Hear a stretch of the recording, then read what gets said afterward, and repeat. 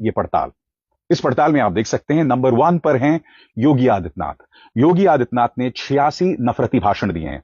Number 2 पर प्रधानमंत्री नरेंद्र मोदी 67 यानी 67 नफरती भाषण। नंबर 3 पर अमित शाह, इन्होंने 58 नफरती भाषण।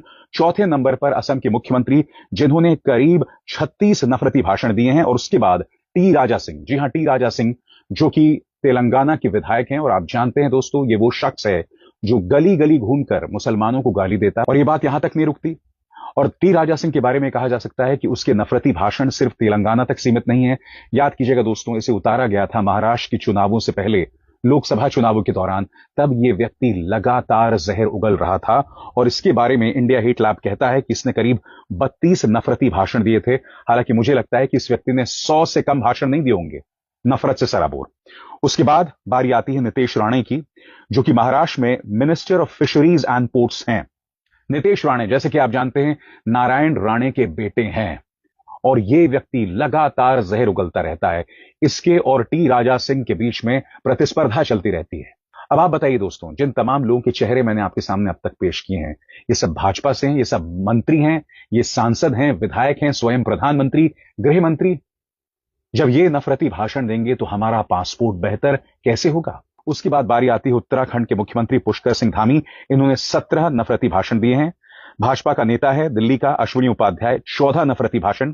Giriraj Singh, minister of textiles, केंद्र में मंत्री, इन्होंने 10 नफरती भाषण दिए हैं। और फिर नवनीत राणा, जो कि भाजपा की नेता हैं, इन्होंने करीब 8 नफरती भाषण दिए हैं। ऐसे में बताइए दोस्तों, देश का पासपोर्ट कमजोर होगा या नहीं होगा?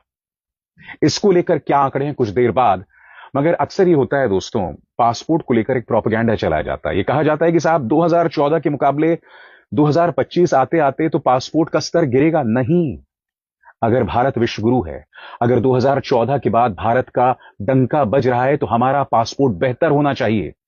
आपने इस वक्त इंटरनेट पर ऐसे कई यूट्यूबर्स को देखा होगा जो क्यूबा गए हैं, जो चाइना गए हैं, और सब कह रहे हैं कि भारतीय पासपोर्ट की जो औकात है, भारतीय पासपोर्ट की जो ताकत है, वो लगातार कम हुई है।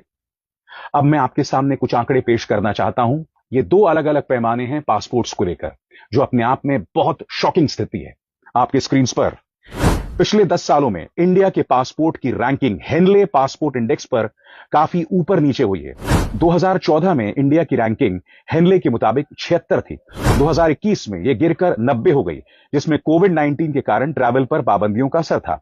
2023 और 24 में रैंकिंग सुधरकर 80 हो गई, लेकिन 2025 में फिर से गिरकर 85 पर आ गई।